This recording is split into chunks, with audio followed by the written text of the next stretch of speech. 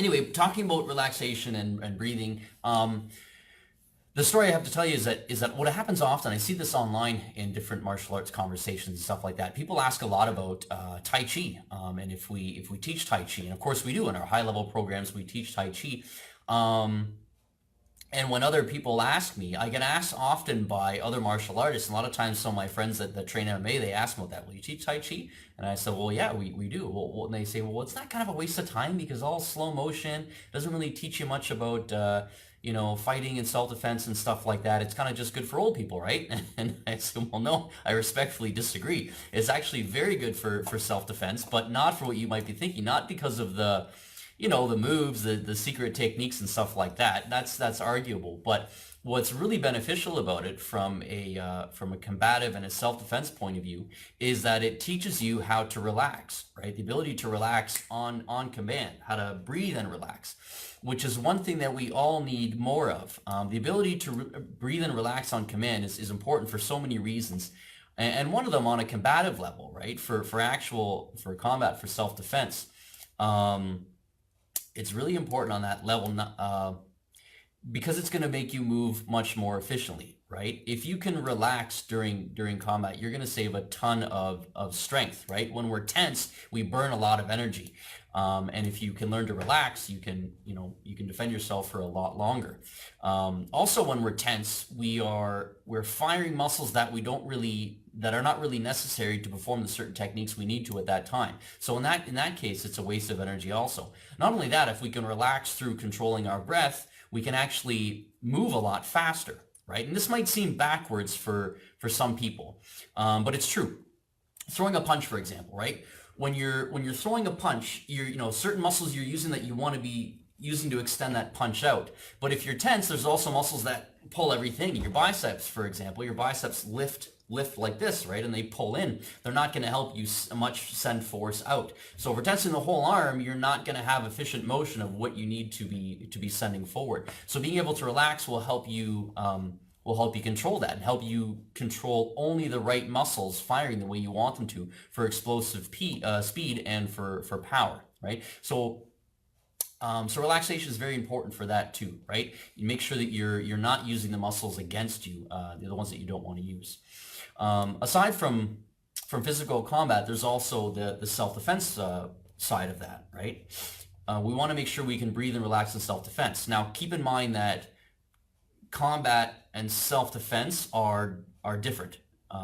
They get confused very often, but they're two different things, right? In combat, your goal is victory, and in self-defense, your goal is survival. So there's a lot of differences there. I'll explain in a second.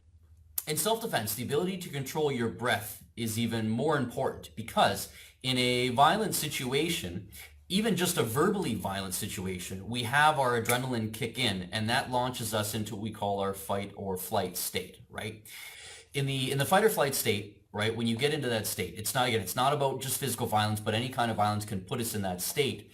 It makes for a very difficult time to make well thought out decisions, right? When you're in the state and you're panicky in the fight or flight response, you don't have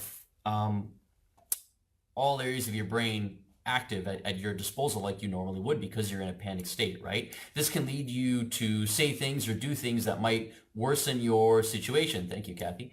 If we can control our breath and relax, then we can maintain more awareness in this state and possibly avoid it altogether if we're not making those panicky decisions when they're not necessary. And the same idea should be applied to how we deal with stress and anxiety, right? Since when we're anxious, when we have anxiety and we're stressed out, it's kind of like being in a partial state of fight or flight response, but for a prolonged period of time, which is not healthy for the body. And if we learn to control our breathing and our reflexes, then we can even bring ourselves out of this state. Who was that? Oh, thanks, Swift.